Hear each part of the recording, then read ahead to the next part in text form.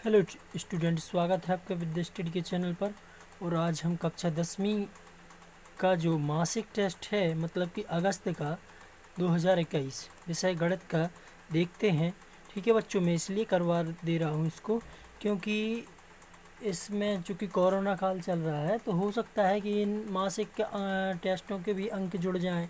ठीक है, तो इसको ध्यान से और सावधानी से करना ताकि आपको पूरे अंक मिल जाए। ठीक है, आइए तो इसको देखते हैं। बिल्कुल जी है। और चलिए देखते हैं। जैसे कि पहला क्वेश्चन लिखा हुआ है कि 96 और 404 का एचसीएफ क्या होगा।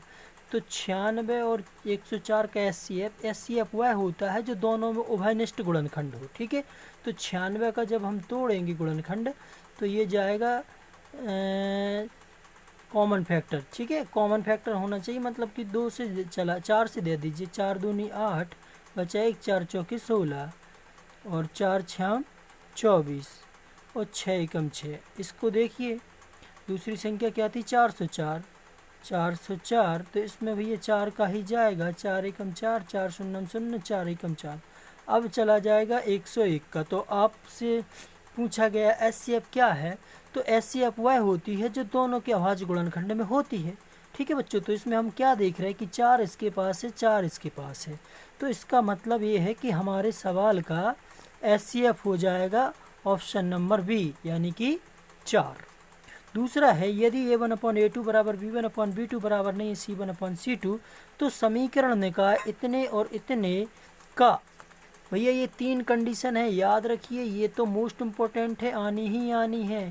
तो समीकरण निकाय का क्या होगा, आदित्य हल। अरे भैया आदित्य हल तो होता था कब, जो पहली शर्त थी a1/a2 बराबर नहीं है b1/b2।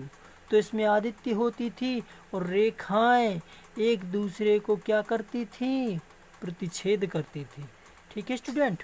और सेकंड जो आपकी शर्त थी मतलब कि वो थी ये आदित्य हल की, जब क्या होता है a1/a2 बराबर b1/b2 और बराबर नहीं है c1/c2। तो ये होती है निकाय, जब कोई निकाय का कोई हल नहीं होता। क्या नहीं होता, कोई हल नहीं होता। और साथ में क्या होता है स्टूडेंट, जब कोई हल नहीं होता है, कोई हल नहीं होता है, तब रेखाएं कैसी होती है। देखिए कोई हल नहीं होगा। अरे भैया जब जो दो रेखाएं हैं जब जी आपस में जब टकराएंगी नहीं तो मिल कहाँ जाएंगी, मतलब इसका कोई हल नहीं होगा। तो रेखाएं कैसी होती इसमें, रेखाएं कैसी होती हैं, रेखाएं समांतर होती हैं। कैसी होती है बच्चों, रेखाएं। और तीसरी है आपकी, तीसरी शर्त है आपकी अनंतः अनेक हल होते हैं। क्या है बच्चों, a1/a2 बराबर b1/b2 और बराबर c1/c2। इसमें अनंतः अनेक हल होते हैं। ठीक है। और रेखाएं, रेखाएं कैसी होती हैं, रेखाएं होती हैं संपाती।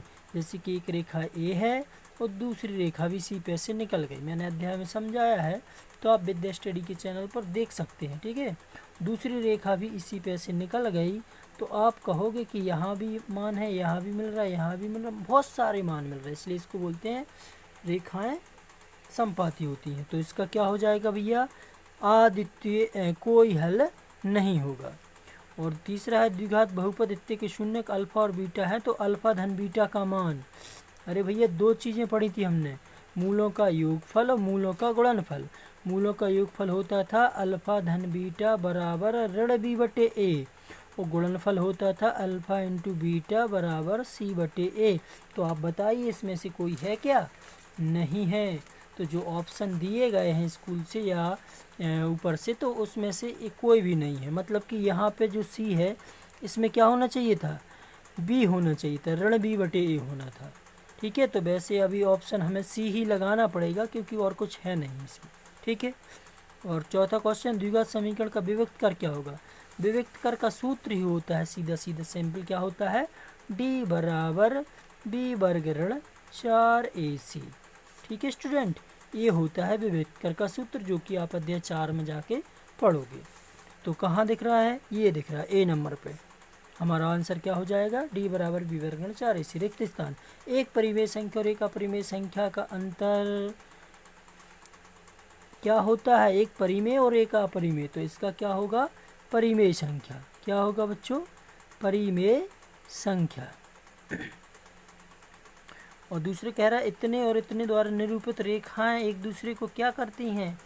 रेखाएं कब पता चलती थी, जब हम चेक करते थे कि भैया इसका निकाय का क्या होगा, आदित्य हल होगा, अनंत अनेक हल होगा। तो A1 का मान है 1/3, ठीक है। A1 का है 1 और A2 का है 3, B1 का है -2 और B2 का है ऋण 4।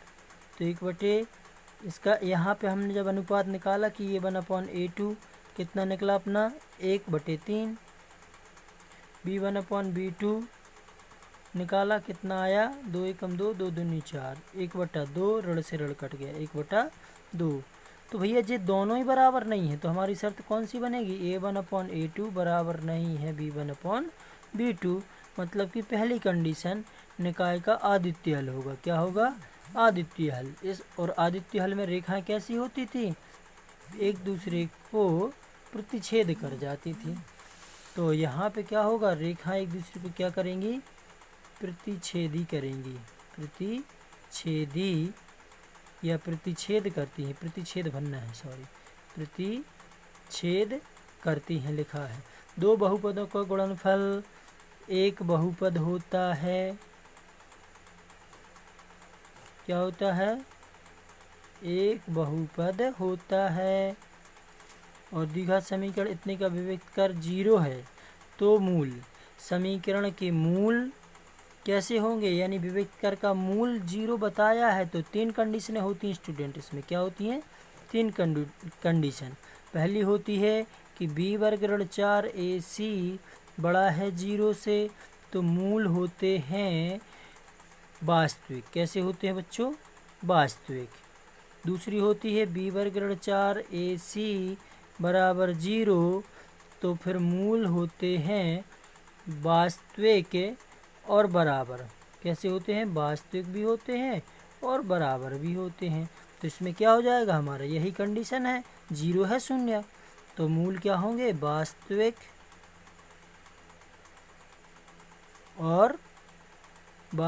और बराबर। ठीक है बच्चों। अच्छा, तीसरा क्वेश्चन है 6 और 20 का HCF निकालिए अभाज्य गुणनखंड से।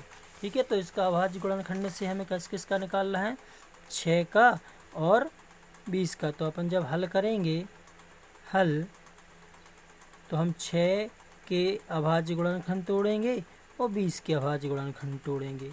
जो एक से दोनों में मिल जाएगा वही अभाज्य होगा। 2 से देंगे 2 तिया 6, 3 एकम 3, इसमें देंगे 2 एकम 2, 2 शून्यम 0, फिर इसमें देंगे 2 पंचे 10, 5 एकम 5। तो हम यहाँ पहले अभाज्य गुणनखंड लिख लेते हैं, किसके, 6 के, कितने हैं 2 गुणित 3, और 20 के लिखते हैं तो 20 के कितने आए 2 गुणित 2 गुणित 5। तो अतः HCF 6 और 20 का HCF होता क्या है बच्चों, HCF वह होता है 6 और 20 का, सॉरी, HCF वह चीज़ होती है जो दोनों के पास हो। तो इसके गुणनखंड में 2 है, इसमें है क्या, हाँ, मतलब 2 ने एक जोड़ी बना ली, 3 ने बनाई क्या, नहीं बनाई, तो और 5 ने बनाई क्या, नहीं बनाई। तो अपना HCF कितना हो जाएगा, 2 हो जाएगा बच्चों। क्या हो जाएगा, 2।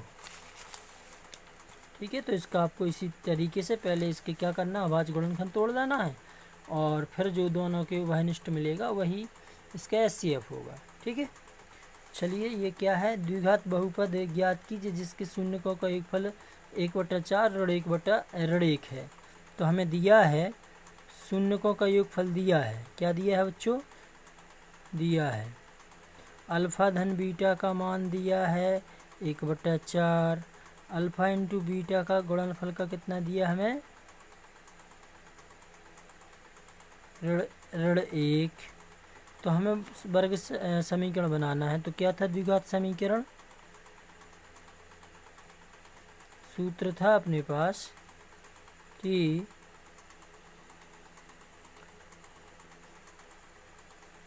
x वर्ग धन a अल्फा धन बीटा इंटू एक्स धन अल्फ़ा इंटू बीटा ये था।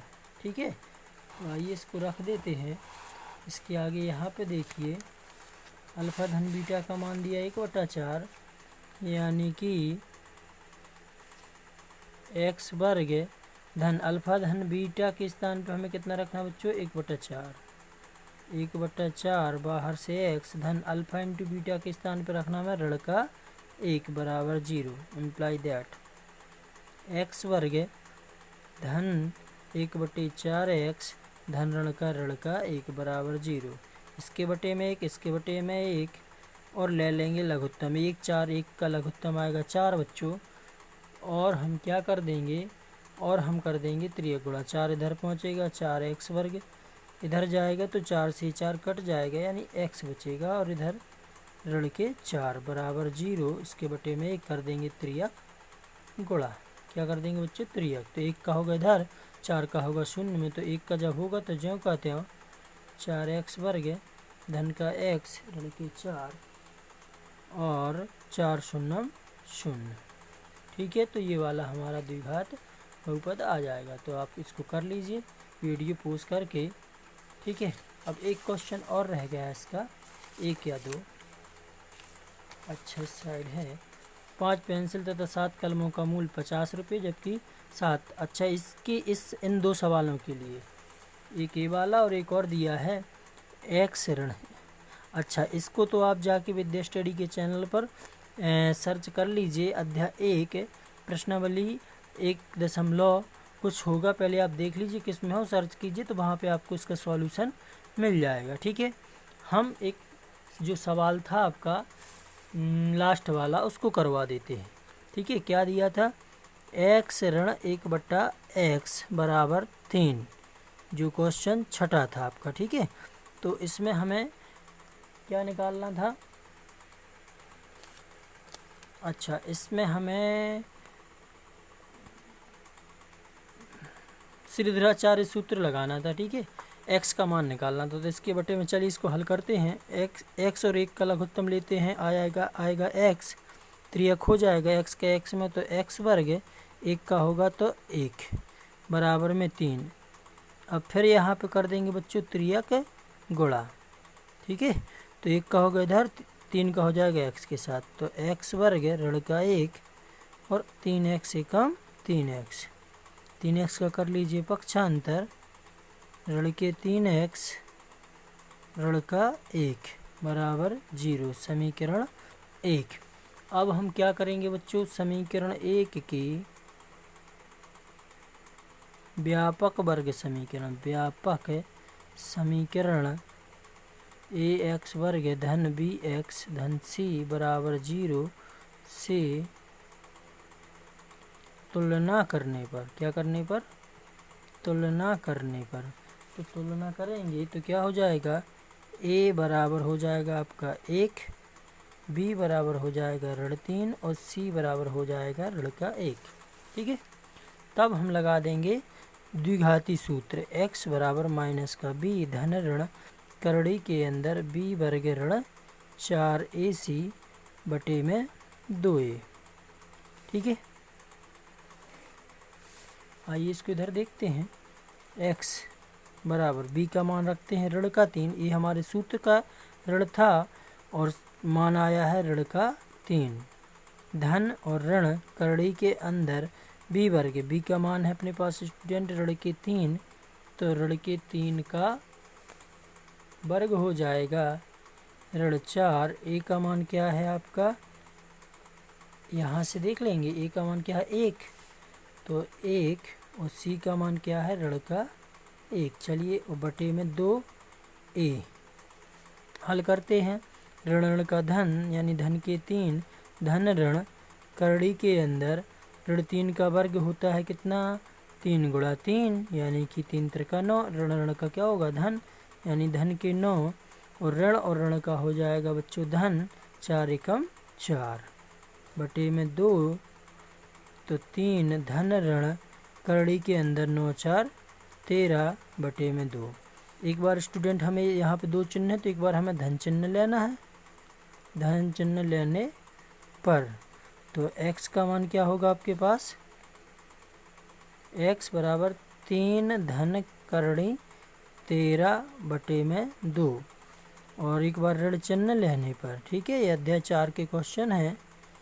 तो x बराबर 3 ऋण करणी 13/2। तो इस प्रकार से हमारा आंसर आ जाएगा। ठीक है बच्चों, आशा है आपको समझ में आ गया होगा। चलिए वीडियो को लाइक कर दीजिए और दोस्तों के साथ शेयर भी कर दीजिए, और विद्या स्टडी चैनल को सब्सक्राइब भी कर लीजिए।